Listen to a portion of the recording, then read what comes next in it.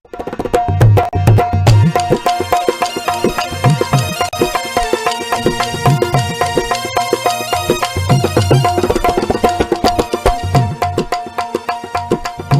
तेरे तपधारी मोहन आप बड़ा अवतारी, तारा तेरे तपधारी मोहन आप बड़ा अवतारी।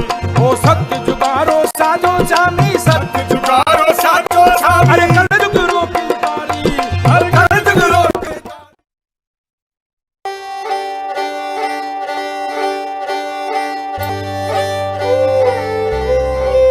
तारातरा मठ पहाड़ों के बीच स्थित यह स्थान ऐतिहासिक है। यहाँ पर जैतपुरी महाराज ने एक गुफा में तपस्या की थी। इसी गुफा के पास एक तालाब स्थित है। इसे स्थानीय भाषा कलसिया बोलते हैं। इसका पानी भयंकर अकाल के दौरान भी नहीं सूखता है।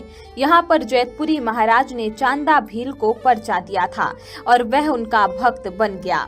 उसके बाद ऋषि गोम और जैतपुरी महाराज का मिलन हुआ और ऋषि ने महाराज को इस स्थान को अपनी तपस्या स्थली बताई और पूर्व जन्म में दोनों संतों की मित्रता के बारे में बताया। ऋषि ने पूर्व जन्म की तपस्या स्थली के बारे में जैतपुरी महाराज को बताया और वर्तमान तारातरा मठ की स्थापना जैतपुरी महाराज ने उसी तपस्या स्थली पर की। गोमरख धाम में पूर्णिमा पर विशेष योग बनता है। तारातरा मठ के महंत प्रतापपुरी महाराज ने बताया कि विशेष योग पर गोमरख धाम में सफेद मूंछों वाले नाग के दर्शन होते हैं और रात के समय ज्योति कई बार प्रज्वलित होती है। चलिए सबसे पहले हम आपको तारातरा मठ के दर्शन करवाते हैं।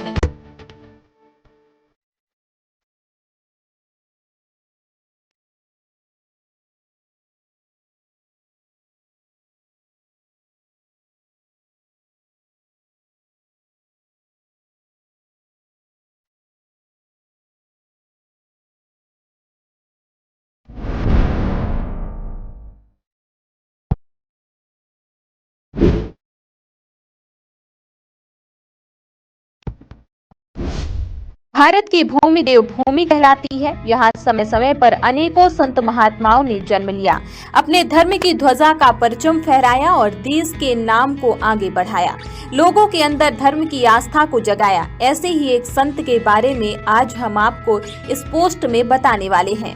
महंत प्रतापपुरी जी महाराज का जन्म राजस्थान के बाड़मेर जिले से 12 किलोमीटर दक्षिण में महाबार गांव में हुआ। इनके पिता का नाम बलवंत सिंह है और माता का नाम हरकुंवर था। प्रतापपुरी ने अपनी प्रारंभिक शिक्षा बाड़मेर के लीलसर गांव से पूरी की। उसके बाद वो शास्त्र की शिक्षा हरियाणा के चेशायर जिले के गुरुकुल से पूर्ण की।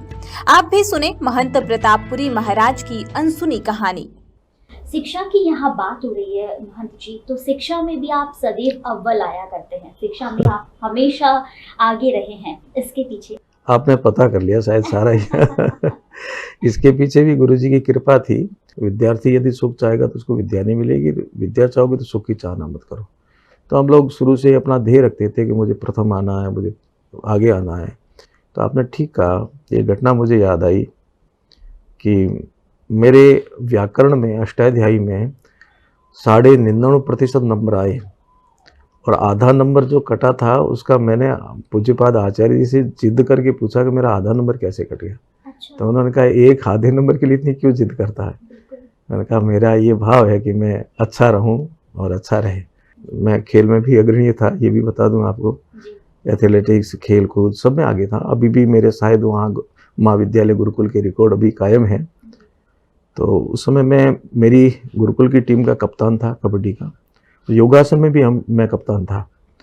तो मेरी टीम में भारत लेवल तक योगासन में भी फर्स्ट आई। उसमें भी मुझे अच्छा लगा। तो मैं एक घटना बता रहा था आपको कि जब हमारा मैत्री मैच हो रहा था तो मैं जैसे कबड्डी की रेड डालने गया तो मैं क्या खड़ा 6 फीट कूदता था। अच्छा। तो बाल मन था, तो ये किशोर मन था उस समय कि मैं इनको सबको टच करके इनके ऊपर से कूद जाऊंगा। जैसे मैंने कूदने का प्रयास किया तो ऊपर से गिर गया। गिरने से मेरा ये हाथ टूट गया यहाँ से और इसी हाथ से मैं लिखता था। तो फिर गुरुजी को पता चला, मेरे परम पूज्य मोहन प्रजी बाप जी को, तो उन्होंने वापस बुला लिया। तो मुझे बुरा लगा कि मेरा अध्ययन, मेरे मित्र, मेरे सब पाठी, तो मैं चुपचाप वापस गुरुकुल चला गया। तो गुरुकुल में छोटा सा मान कुछ देना पड़ता था, भोजन शुल्क आदि। तो वो आचार्य जी ने कहा भाई आप जमा करो। तो मैंने कहा अब मैं कहाँ से लाऊं। गुरुजी से तो मैं मांग नहीं सकता, मांगूंगा तो गुरुजी वापस बुला लेंगे। तो उस समय जोग सहयोग से हमारा जो रसोइया था, मुख्य रसोइया, वो चला गया था। तो मैंने पूज्य आचार्य जी से कहा कि वो जो रसोइया गया हमारा पाचक, उसकी जगह मुझे भोजन बनाने में लगा दो, और जो उनको देते थे वो मेरा दे करके शुल्क जमा करवा लेना। तो मुझे मौका दिया उन्होंने। तो तीन एक महीने लगभग मैंने भोजन प्रसाद बनाया सबका, 1500 लगभग हम सभी थे, आचार्य विद्यार्थी सभी। तो उसके बाद में वो रसोइया वापस आ गया। तब रसोइया वापस आ गया तो अब मैं क्या करूं। तो दूसरा चरण क्या, हमारी जो गाय चराने वाला ग्वाला था वो छुट्टी चला गया। अच्छा। तो मैंने कहा गुरुजी अब मुझे गाय चराने लगा दो। तो बोले कक्षा में नहीं बैठेगा। आप सब जानते, जो सुन रहे श्रोता भी जानते होंगे कि अष्टाध्यायी व्याकरण की जननी है, और अष्टाध्यायी कंठस्थ करना बहुत कठिन है।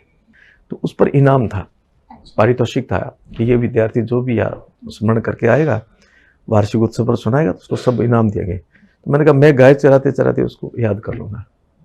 तो मैंने गाय चराते चराते वो अष्टाध्यायी याद कर ली, और फिर वार्षिक उत्सव आया तो उसमें इनामों की वर्षा होनी शुरू हो गई।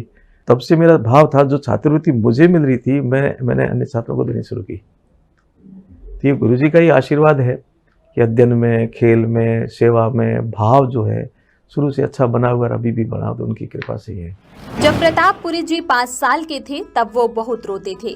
तब परिवार वाले समझ गए कि मोहनपुरी कहाँ था, लड़का होगा, हमारा शिष्य बना देना, ये इसी वजह से रो रहा है। तब परिवार वाले प्रतापपुरी को तारा मठ लेके गए और मोहनपुरी जी का शिष्य बना दिया।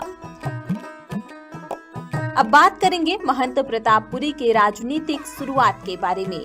प्रतापपुरी महाराज राजनीति में वैसे तो पहले से ही सक्रिय थे, लेकिन किसी पार्टी को ज्वाइन नहीं किया था। प्रतापपुरी जी ने साल 2018 में पहली बार भारतीय जनता पार्टी को ज्वाइन किया और राजस्थान के पोखरण से विधानसभा चुनाव लड़े और हार गए। उसके बाद ये राजनीति में पूरी तरह से सक्रिय हो गए और उसके बाद उन्होंने कई बार सनातन धर्म को आगे बढ़ाने में लग गए। उसके बाद फिर से दूसरी बार 2023 में भारतीय जनता पार्टी की ओर से राजस्थान के पोखरण विधानसभा क्षेत्र से चुनाव लड़े और 3 दिसंबर 2023 को राजस्थान चुनाव का परिणाम जारी हुआ।